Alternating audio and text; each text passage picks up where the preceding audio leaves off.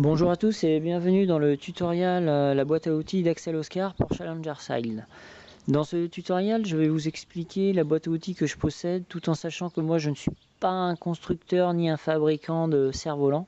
Je suis uniquement pilote de ligne, c'est-à-dire j'ai vraiment du petit matériel pour dépanner au cas où je fabrique quelques lignes, je fais de la rénovation de lignes, je gaine, je fais des petits bridages, je répare des barres, je change des whiskers, mais pas de construction complète de kite.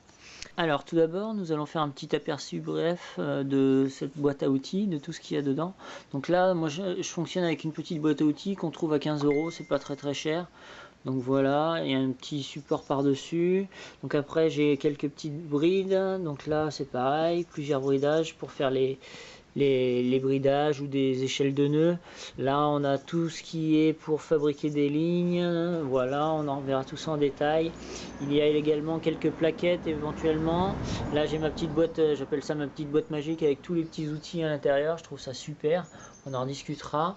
Il y a bien sûr des petites poignées de dépannage, des petits Colson, des raccords internes, quelques petits whiskers, du velcro forcément, et là on retombe sur tout ce qui est scotch, des petites choses comme ça. Donc voilà, et là tout le petit matériel. Donc on va aller voir ça. Donc je commence par cette petite boîte qui est tout simplement, moi j'appelle ça ma petite boîte magique. On trouve ça sur tous les shops, en France bien sûr. Donc dans cette petite boîte, ça doit coûter dans l'ordre de 15 € il me semble. On a des petits appâts, des pieds de whiskers, on a les petits clips, super utiles, les petits bouchons, les gros bouchons, quelques croix centrales, également des blocs yo-yo. Voilà, très pratique dans la boîte, on perd rien. Ici, donc là c'est impeccable. Après ici j'ai rentré tout ce qui est appât, les gros appâts, différents appâts, donc ça c'est toujours intéressant d'avoir ça ensemble. Ça c'est du rénovateur de ligne, c'est très utile quand les lignes ont un glissé un peu léger. Là pas de souci, un petit coup de rénovateur de ligne pendant l'hiver et vos lignes sont reparties. Je dirais c'est pas trop mal. Après on a des sangles, non pardon, on a des petites plaquettes ici, donc des lignes pré-montées, des plaquettes vierges, donc ça c'est toujours utile.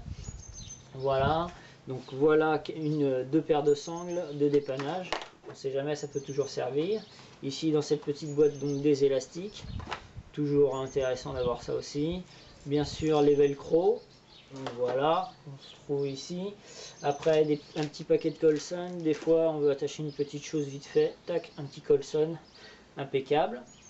Donc voilà, donc je vous ai parlé de ça. Donc tout ça c'est pour fabriquer de la ligne. Donc on trouve, donc moi je travaille, je vole uniquement avec du gold, du laser pro gold pardon. Donc une bobine de laser pro gold, une aiguille à brider, deux gaines de différentes couleurs pour chaque poignée et deux ancrages. Donc ça ici dans la petite boîte, voilà. Donc après on peut trouver un pied à coulisse pour mesurer les barres, c'est toujours utile et ça sert toujours. Moi j'ai du scotch comme ceci, donc là c'est pas le Tesa, on en reparlera tout à l'heure, il est ici. Ça c'est du scotch, vraiment un petit tour de scotch histoire de protéger, mais c'est vraiment du provisoire, c'est au cas où. Voilà, c'est vraiment pour dépanner éventuellement. Donc après j'ai donc toutes mes gaines, mais tout mon bridage, mais j'ai toujours plein de petits bouts de bridage. Bah moi je suis un peu conservateur, alors éventuellement je mets tout dans ma petite poche comme ça, et hop c'est bien rangé à l'intérieur.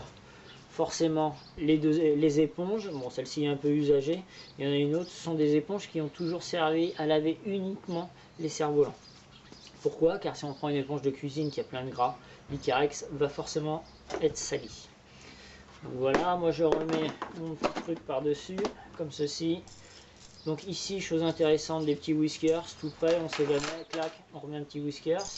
Des raccords internes également, ça peut toujours donner un petit coup de main, qu'on peut ranger comme ceci. Donc là, j'ai toutes les brides, tous mes bridages que je peux utiliser. Donc il y a différentes forces, du 90, 70, 50, éventuellement il y a du 40 kg, il est tout petit ici. Donc voilà, moi j'ai toutes sortes de choses avec des couleurs différentes. Moi j'aime bien, voilà. On met ça ici. Je vous en ai sorti pour éventuellement, avec les brides aussi, on peut faire les fameuses échelles de nœuds. Donc voilà, on les coupe toutes à la même longueur, comme ceci. Et puis on fait nos petits nœuds, mais ça on pourra refaire un tuto pour éventuellement vous expliquer. Donc là, ben, c'est pas compliqué. Moi, c'est des lestes. Donc, comme vous le savez, dans le cerf-volant, on met des lestes au niveau de la quille. Donc, moi, j'achète des barres comme ceci dans le commerce. Et après, je coupe mes lestes tout seul. Donc, je coupe au poids que je veux. Un petit coup de perceuse numéro 6, peu importe. Et voilà, ça me fait un lest. Et je fais différents lestes pour avoir plusieurs lestes à ma disposition. Donc, voilà un autre paquet de lestes également. Donc voilà pour cet étage, et je termine ici pour un accès rapide, ce que j'appelle un accès rapide, un petit canif forcément, la petite clim pour faire des barres bien propres sur les embouts, ça on en parlera tout à l'heure, un petit cutter, des crayons avec du papier collant, c'est pour les plaquettes, forcément à mettre pour mesurer tout ça, un petit tournevis de précision pour les pieds de whiskers à vis, le Tesa, super important, ça, le Tesa, tout cervoïste pour moi doit avoir un bout de Tesa, c'est super bien, ça se déchire tout seul, ça colle bien, ça abîme pas le kite, c'est vraiment extraordinaire. Moi j'adore le Tesa. Deux petits ciseaux, un gros et un petit de précision, un petit briquet pour brûler les brides. Donc là nous avons un petit, moi je répare mes bords d'attaque avec ça, on pourra également faire un tuto si ça vous intéresse sur le, ça c'est un petit autocollant, vous voyez, j'avais trouvé ça dans un shop qui m'avait filé ça, j'avais trouvé ça super. Ça on met ça sur le bord d'attaque, on le chauffe un peu et notre bord d'attaque qui était déchiré se retrouve quasiment une peau neuve avec cette petite chose là. Et ça c'est pour l'Icarex, on peut acheter sinon du Blinderme en pharmacie, il n'y a pas de souci. Donc voilà, moi voilà, donc je vous ai sorti la grosse scie pour couper les barres. Voilà, moi je m'en sers pas, j'utilise uniquement ces deux petites lames. Pourquoi? Parce que je trouve que quand on coupe les barres, on prend le temps de les couper, on sent bien si ça accroche, si ça... Voilà, moi je coupe avec ça.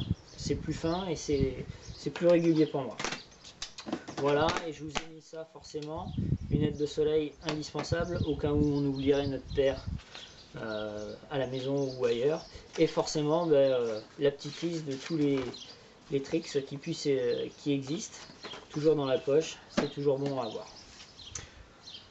Voilà, c'était la boîte à outils d'Axel Oscar pour Challenger Side.